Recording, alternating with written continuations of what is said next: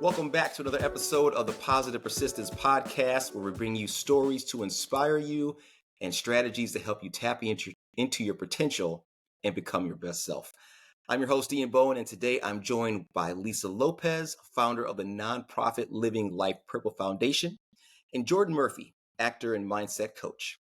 Together, Lisa's expertise in energy healing and personal empowerment merges with Jordan's insights into mindset mastery and personal growth to provide a balanced approach to total wellness. Through their podcast, Plug Into Your Power, and Lisa's online coaching and courses, they help empower individuals to achieve optimal well-being. Lisa and Jordan, welcome to the show. Thank you, Ian. Appreciate you having us. It is a pleasure to have you guys here. As we were kind of talking about before we hopped on and started recording, I am very excited to talk to you guys, especially about these topics of well-being and mindset, because that is something that I am passionate about. And I think that all of us need to really understand that we are more powerful than we realize. And once we're given the tools and techniques to tap into that potential, I mean, wow, we can do amazing things. So what I'd like to do, guys, is have our listeners and viewers get to know you a little bit better and ask you guys a little bit about your background and how you got to become experts in this field. Okay. Well, thank you for inviting me here and inviting us here. I'm excited. And I'm totally curious about your story too. So I told Jordan, we have to actually interview you after this because you also have like this amazing story that I'm very curious about. So maybe we'll touch on that a little bit. But yeah, I have been doing this for, I first got introduced to the holistic healing and energy work about 23 years ago. So I was 23 when I first got introduced to it. Mm-hmm. And I've been practicing it for the last 23 years. So at this point, just have put my whole life and my whole heart. It definitely feels like a calling and a bit of a gift for me at this point to be able to share the work, put in all of that time, and then put together a curriculum. I'm originally from Los Angeles, California, and now I travel full time to teach this work to wherever I'm led. That's awesome. Yeah. Very cool. Yeah, actually, Lisa and I go way back. As far as background is concerned, I mean, we actually both met in a personal professional training and development seminar called Landmark Worldwide, and that gave at least me a lot of foundation around not only being coached, receiving coaching, being coachable, but also coaching others in various seminars. And so that's part of my background. Also, I am almost 7 years sober. And so I have spent a lot of time in the in the 12-step system, and I work as a group facilitator in recovery centers. And one of the things that really, I think, inspired Lisa and my conversation, I mean, I work with a lot of groups, but I also do some one-on-one coaching. I'm an actor as well, but as far as this conversation for mindset coaching is concerned, I'm focusing on that in this conversation. But it was really being turned on by the idea that a lot of the people who I work with are young people and people who are stuck in old traumas. And, Lisa and I realized we could speak to a very broad audience, and the mindset space is busy, right? And we thought we wanted to really focus on a young demographic because we felt like if we could give the skills that we didn't have when we were young to kids. I have 16-year-old daughters and a 20-year-old son, and being able to see what they're struggling with anxiety and depression and their friends and drugs and social media, I mean, the whole gamut, to be able to share from the skill set that Lisa and I have really is what inspired us to engage in creating the Plug Into Your Power podcast.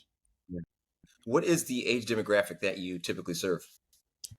It really goes down to about 9, and I've done workshops in person for performing artists where they're as young as 9 years old, and they really, really do get it. So the online curriculum is called Plug Into Your Power, and there's one for men, one for women, and then one for young people. So it can go down to about 9 years old. It's really, I live inside of a space of like, it's never too early Sure. to start putting this into, the brains and the heart of young people.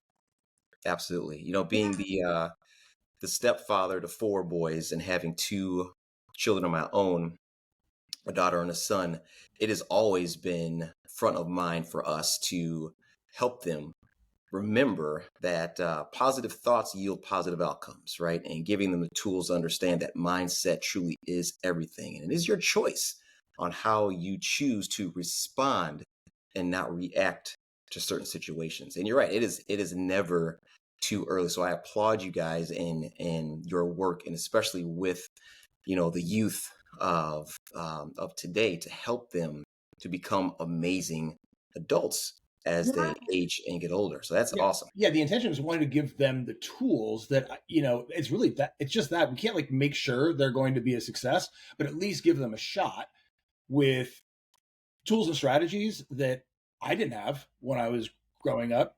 You just kind of figured it out. You survived, you got by. So this seems like an alternative. Well, yeah, and for me, since I do work with a lot of middle-aged people as well. And so what I'm actually working on is reprogramming the nervous system and the brain-body connection.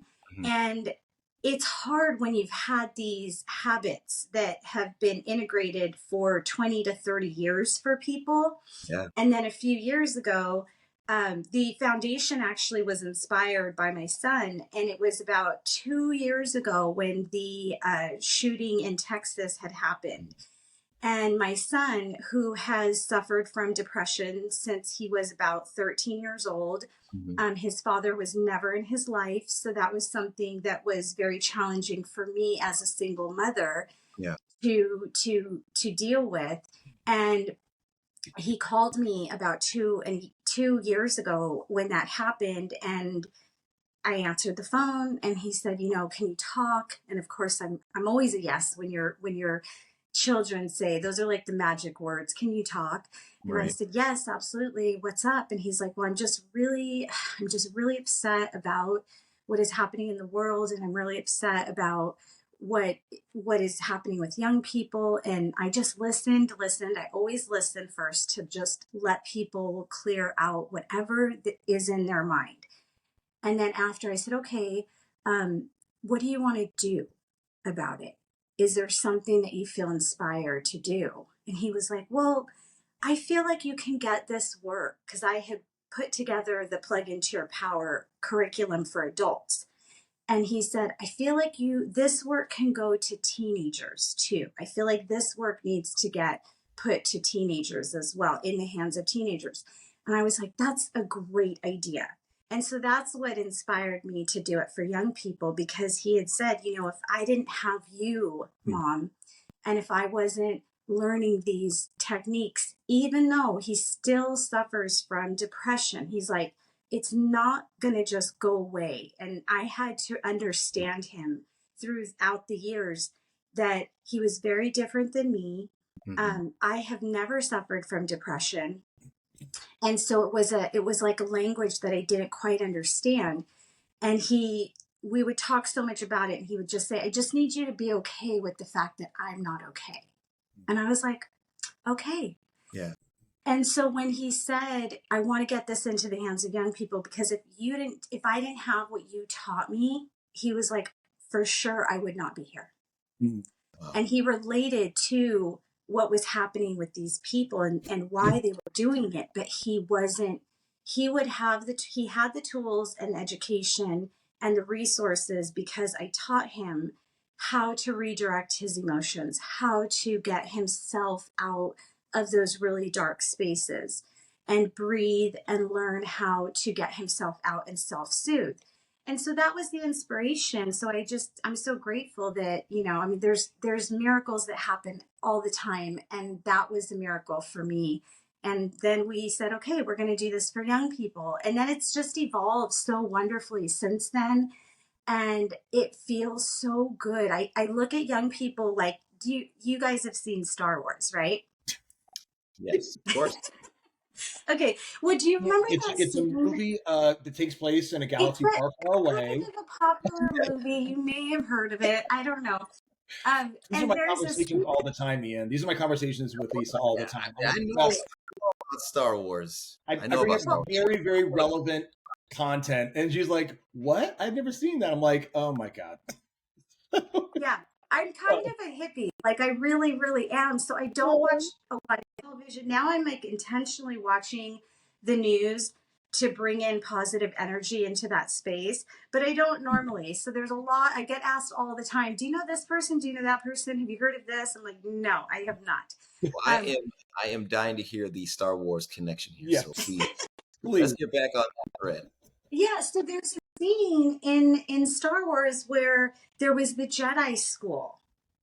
And then they're walking through the school and you see the young Jedi in training, right? They're like 6 and 5 and 7. And that's really what I see. Like, that's what I see when I look at young people. I'm like, they are coming into this Jedi mastery school because what they have is so powerful and the world needs them. And they're coming in so sensitive because they're bringing in this compassion energy. But that also could be hard to navigate. All of that sensitivity that our young people are coming in with. It's just if not learned how to use it, like the Jedi, the lightsaber. I use this analogy where if you have the lightsaber, it can be so powerful. But what happens sometimes is your mind can turn against you, and it could be really hard on you. People are really, really good at being hard on themselves. So imagine that lightsaber that has so much power and energy, and then it's supposed to be going outward, but it could turn inward. And then that can really hurt people. And so what I see is what I work towards with people is pulling out that lightsaber from hurting themselves with their negative thoughts and criticism and judgment and turning it outward from self-love and then being able to put all of that love out to other people. That's awesome. I love that analogy, and it is so clear, especially when you're talking about the young. I think they call them younglings in the Jedi in the movies. But when we are young, when we're 5, 6, 7, we do have so much unbridled energy and power and creativity and imagination and love that we don't understand. But as we age and we get older, as we get into our teenage years and as we get into adults, that just gets buried. Yeah, it's almost like you forget. What I'm really doing with people is clearing out some of the negative traumas because our brain naturally stores more negative than positive. So we break down why that is so that they understand that it's normal, it's natural, and in a lot of ways it's helpful for survival, but it's not necessarily helpful to thrive and to feel good. And Right. so when I'm working with people, it's mostly just clearing out what has been stored and then having them remember that imagination, remember that trust, remember that love. Like when they're young, they trust people, they love people, Yeah. and they want to be loved, they want to receive. So there's just this beautiful harmony of trust and collaboration. And I'm not teaching them anything new, I'm just like plugging them into something so they remember. I think, Right. Lisa and I have actually worked together on the program for the men program. She and I worked individually on it. And what I also hear, and I'm just kind of echoing, is it's a lot of reprogramming. I think that it's the fact that we have a lot of, if we consider ourselves like a hard drive, we consider ourselves like an operating system. I think a lot of our programs are just out of date. They just need to be updated, optimized. And I think that that's what I have been getting in my work doing it with Lisa, or my work doing it with groups that I work with in facilitating these groups, is to help them to understand that it's just the way you're thinking is becomes so locked into these core beliefs.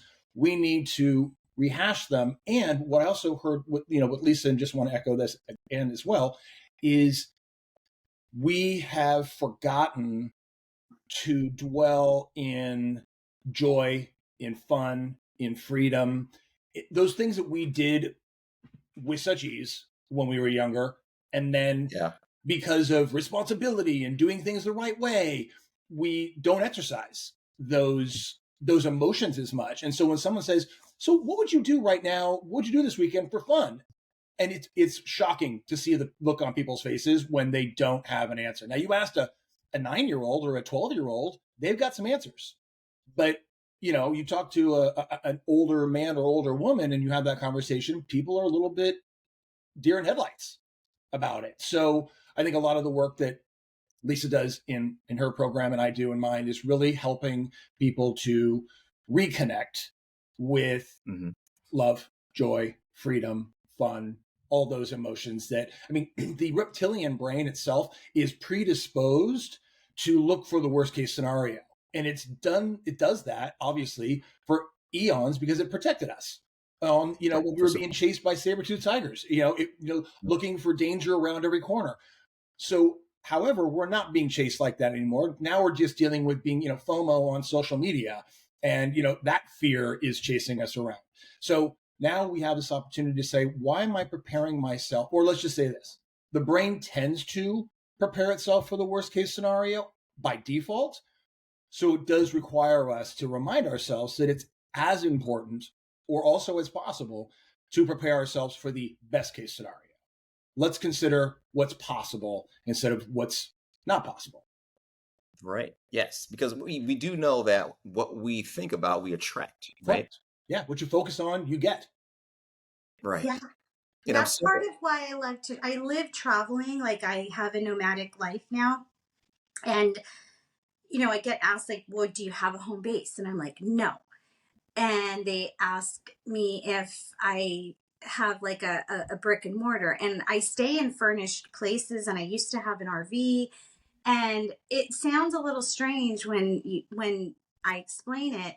And the reason I think I do it is because it connects me to other people. I get to go and live in other places and see people. And also, I get to develop in real life. I get to practice and use my trust of strangers, because I created, like, I love strangers. And that first started when I had this stranger be so kind to me. And I actually think it was just like God talking to me when I was 15, and felt really, really lost. And the stranger just, connected me to compassion and hope.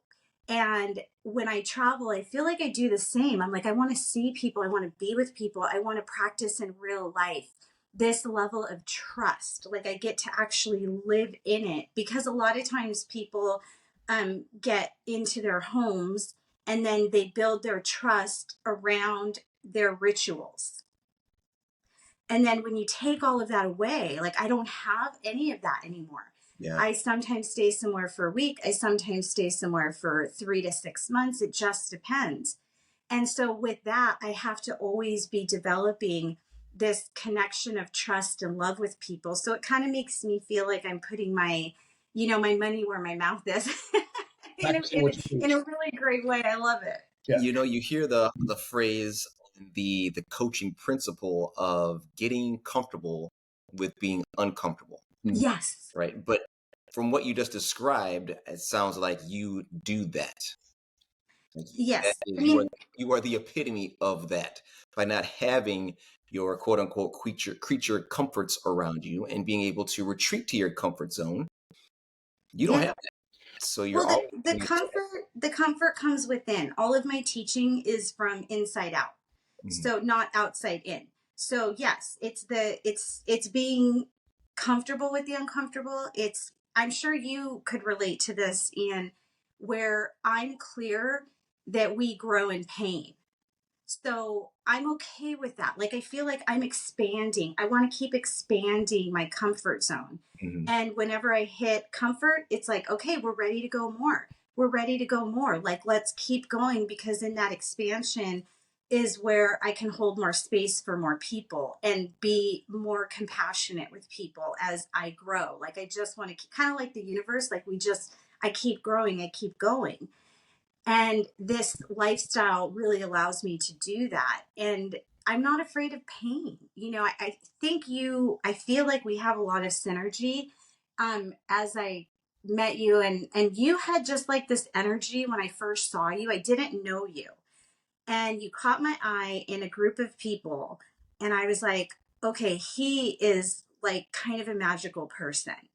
And I felt like the thing that we have in common is we're not afraid of pain. Like, we actually, I don't want to say we like it, but I don't mind pain, because with pain, there's love. With pain, there's so much wisdom. With pain, there's so much growth and Yes. opportunity. And if you start to live a life where you're trying to avoid pain, it's a very limiting life, and you're not gonna win that anyways, because it's a trickery that is not actually possible, because then you just become afraid of the pain, which is basically the same thing.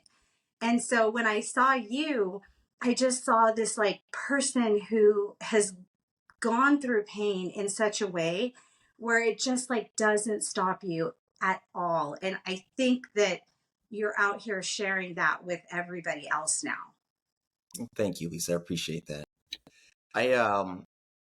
I wanted to kind of circle back to something that we talked about already, and that is about it kind of sounded like we were talking about getting back in touch with your inner child. Yeah.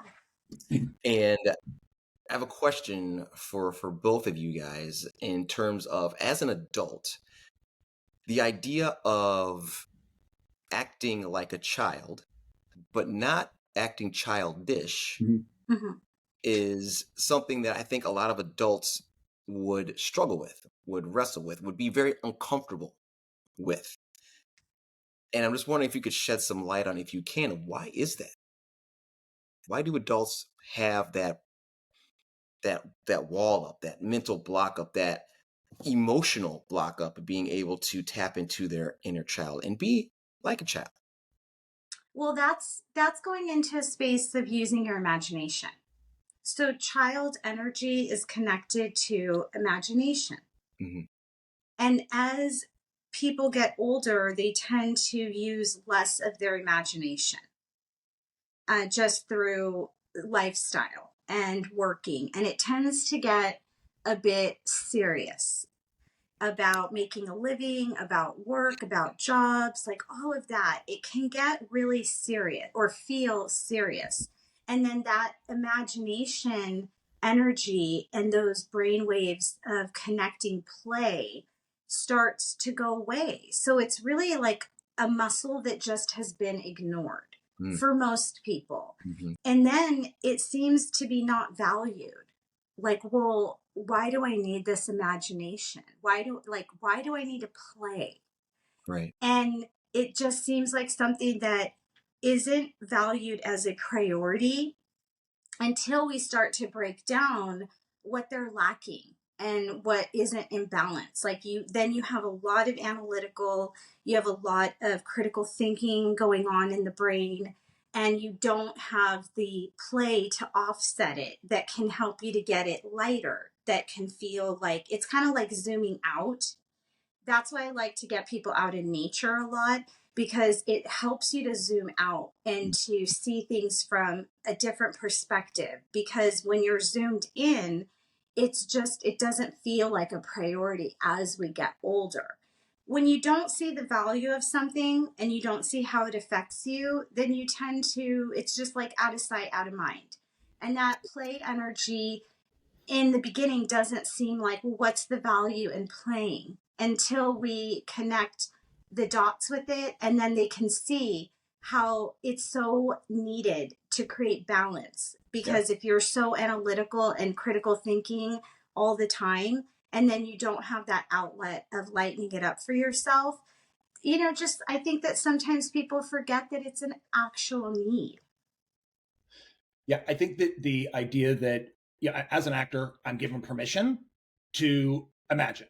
I'm given permission to Yeah. play, right? They pay me to Right. do that. So Yeah. fortunately, I haven't had to completely surrender or give up my imagination. But if somebody who is an adult who isn't an actor, they have to kind of keep up with the Joneses, so to speak, and fulfill their responsibilities. And oftentimes Right. having fun and playing and using their imagination seems frivolous.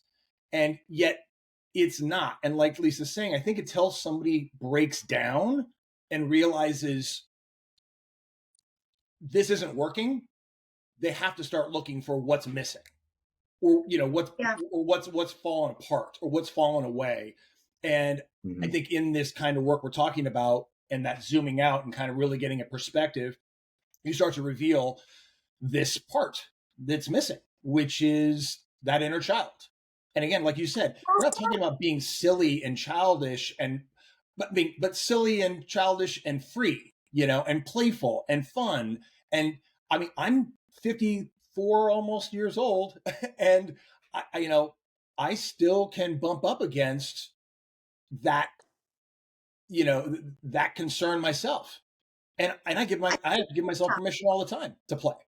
I know Yeah. I have to really invite Jordan to do that. We have like a weekly call and I'm like, Yeah.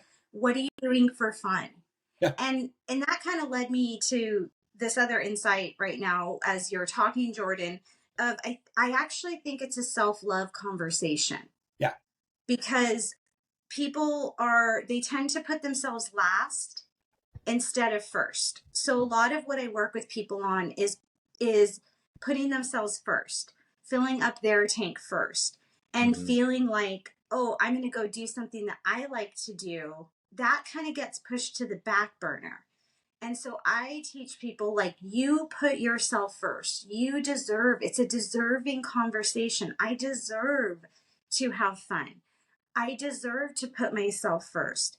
I deserve to go and do something that I really enjoy doing. So it's connected to deserving, and it's developing the muscle of putting yourself first. And then when you practice that, then you could start getting connected to your joy activities and to the things that you really like to do. But it's definitely a self-love conversation as well.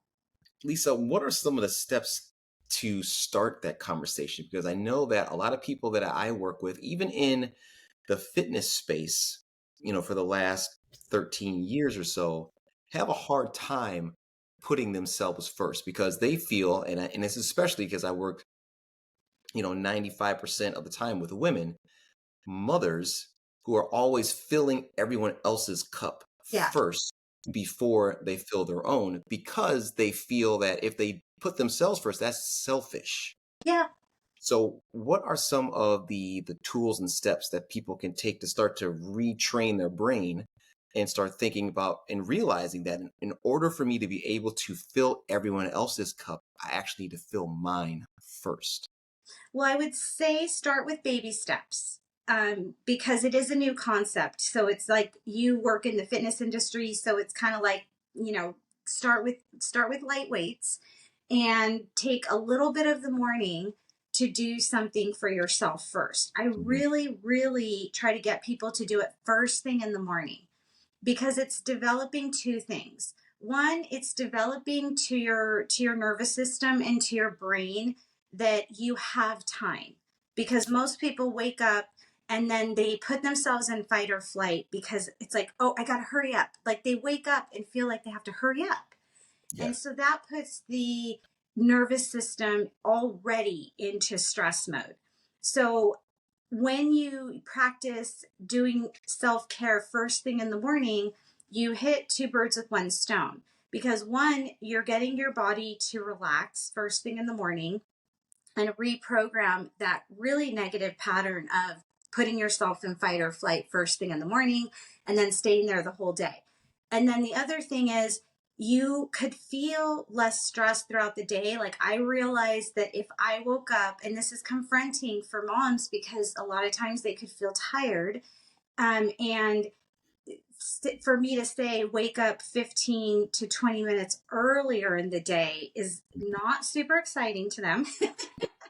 But if they trust me and try it, I'm like, look, I know this is not exactly what you want to hear because you're concerned about the less sleep, but sleep is not the only way you can get energy. So if you practice breath work, if you take a bath, if you have time to sit and drink coffee, read something, do your spiritual practice, whatever it is, it's putting in that time, and that gives you more energy to sustain throughout the day because you're putting yourself in alignment with, I'm safe, I'm good, I deserve to take time for myself. And then you feel less resentful to other people. And I realized when I practiced this as a young mother, I was a lot more patient with my son. So I was a better mother. And then I felt like I wasn't always getting pulled before I was ready. And so I would say take 15 to 20 minutes, get up a little bit earlier, go to bed a little bit earlier as well, and then shift that pattern so that you can actually feel like you are putting yourself first and giving to others after you have filled up your tank. Because if you don't do it, you will put yourself in crisis mode eventually. Like that is part of a need. So understanding that it's a need and that you're not selfish and that you will be a more loving, patient person with everybody else. So you're going to feel more proud of yourself as opposed to not doing it, feeling short, feeling irritable, snapping at people. And then you have to feel like the criticism of yourself, feeling like I'm not my best self. And you know it. Yeah, I think it's a sneaky, it's a very sneaky situation. I think that, either how the energy is drained or how the energy is replenished, especially when you practice a morning routine like that, because it seems to go against, I want more sleep. That's going to give me more energy. And I, Right. Lisa and I've talked about this recently in, over the last few months. And I have done many, many seminars and coaching sessions, and I always balk in a morning session. I always balk in a morning ritual because I really love my sleep. And so getting up earlier, I'm a night owl. You know what I mean? That's just, I come from the theater. I come from, working in as an actor. So it's a lot of long hours that take me into the night. And so either way around it, my point is what I've learned that is kind of fascinating about this is that when you give, or when I give myself the conscious time in the morning to take care of me first, there's a magical experience that occurs. I'm the kind of person who has that little rabbit from Alice in Wonderland inside running the show. I'm late for a very important date, right? That energy. If I don't get it done now, I gotta go. I gotta hurry. No one actually set the clock. No one actually set any sort of schedule, but I'm feeling like I gotta go, go, go. However, when I do this, he's soothed and my time actually stretches. There's an experience of time expanding, and my anxiety, or my little rabbit friend, right, is soothed. So my anxiety is reduced and my time expands when I practice and take care of myself first thing in the morning. That's awesome. I love how you describe that, Jordan. That makes things so clear, I think. But it actually, it takes conscious practice. I think that, and I'm guilty of this, right? You get up in the morning, you're on autopilot. And I joke sometimes that I feel like I get up in the morning and like the meeting has started without me. You know what I mean? Like you get up in the morning and the committee has already started. And I just got there with bagels and coffee and they've already started the meeting. I'm like, guys, slow down. I just got here. So it requires me consciously participating rather than unconsciously reacting. Mm-hmm. Yeah, I love that.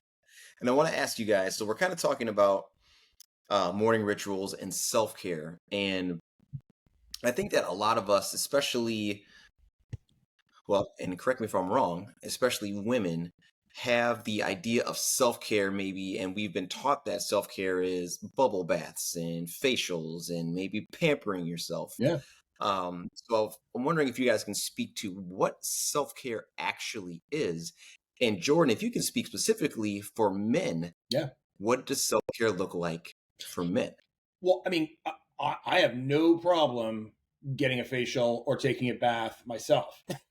Or, I mean, honestly, I've done it. I promote it. I think, in fact, my wife gives me a hard time about it. Like when I go to like a big, fancy, cool hotel, one of the first things I do is look and see if there's a really good bathtub, because I'm gonna take advantage of that bathtub. The other thing for Right. me, for sure, is some form of physical fitness. If that's going to be yoga, brisk walk, playing tennis, swimming. Another thing I've also started to incorporate is infrared sauna and cryotherapy. And I do consider that to be a self-love ritual for me, to take care of my body, because that takes time. I actually have to let myself know that it's okay for me to take 45 minutes to sweat my face off. To just because I can use that time to meditate. Also, I can use that time to contemplate, to dwell on ideas. So I sometimes will use it for multiple things, and sometimes I just relax. Sometimes I don't. So I would say those are a few things that I would use, or I do use. And another thing for me, I'm a cinephile. I love great TV and I love great movies, and I have no problem going to see a movie in the middle of the day. That to me is kind of sometimes a bit of a self-care, because it means I'm going to have to carve out 2.5 hours out of the middle of my day because I said so, because it feels good. And I don't do it all the time, but it is something that I will occasionally treat myself to, and go to the actual theater and do that. Yeah. So it comes back down to conscious choices and actions. I do love going to the theater as well, because I know that when I am there, that is 2.5 hours of nothing else That's right. going on except for me being enveloped in this universe, This whatever world. this movie is into. Yeah. Yeah, and there's no pressing pause. There's no getting on the phone. There's no, it's forced focused. Yeah. I love that. I love that. I think that if I had to pick one self-care thing as the priority for women, it would not be anything that you're thinking. It would actually be to really practice forgiveness Mm. and get the benefit of that. Like Yeah. nothing, I know that it might seem like I need to get a massage, or I need to, like, what you're trying to do is feel better, right? Like you have stress, you have a headache, you're tired, like all these different things. Let me just go pamper myself. And I get it. And there is obviously a wonderful opportunity and treat there. But what would make the most difference, and what is actually needed, is forgiveness. Because a lot of times the body and the mind is storing things that feel very heavy to us, and it is stressful. So if you learn how to forgive yourself, most people, it's easier for them to get to a place of forgiveness to other people. And then the last leg of it is forgiving yourself. And that seems to be really hard for people. And so I have a 5 steps to forgiveness technique. And the first thing we work on is forgiving yourself first. So step 1 is forgiving yourself first. And the cool thing about practicing this forgiveness is that it gives you the energy that you're looking for. It actually relieves the stress that is at the core root of your pain point. So the other things that you mentioned are surface level solutions, and it might make you feel better for an hour or while you're there. But then if you don't get to the root cause of what is your pain point, and that is some type of emotion. So I would say practice forgiveness. and get really, really good at forgiveness, because that releases energy to the point where if you become masterful with forgiveness, you can just be unstoppable with your energy and not get sick and keep going, because you're clearing and not holding the weight of resentment and judgment and all of that that comes with holding grudges. And you could just be free and light and love. So I would say it is mastering the art of forgiveness. I wish that that would be what more women would give the gift to themselves to do. I love that. And I don't know if you agree with me, but I would imagine that in able to get to that mastery, you're going to have to change your frequency, change your vibration, if you will. And I know that one of the things that you talk about is that, holding the belief that vibration is at our highest frequency not only enhances our physical health, but it also helps with our happiness and allows us to enjoy life's beauty, if you will. So I was hoping that each of you could kind of explain what frequency and what vibration is, because for some of our viewers and our listeners, they may be like, "What are you like, frequency? What are you talking about? Like radio stations? What are we Yeah. discussing?" So I was hoping you could break that down and kind of unpack that for us. Yeah. And, nowadays, the word energy is a bit more relatable. We're hearing it more often. I even hear it on the news. Like, it's just so interesting, and I'm delighted. But 20 years ago, when I said the word energy, it was like, okay, I don't know what you're talking about. Step aside, a hippie person. And it was now it's much more popular, the word energy. But I've Mhm. often said, because I've worked with men who are a little bit more analytical and logical, which I am too. I am very strong in my analytical and logical brain. So I get it. And all you have to do when we think of frequency, energy, is replace it with the word emotion or thought. That's it. It's where is your emotion and thought and energy and frequency? It's the Mhm. same thing. And you could be in a negative, you could be in a positive, you could be in one that's creating stress and anger and frustration, or you could be in acceptance and really the frequency that I'm always working on getting to, and where true vitality lives is in the frequency, in the thought, mindset, and emotion of being fully, fully present, not in the future, not in the past. Mhm. When you can learn how to get yourself present and live presently every single moment, it's almost impossible to get sick.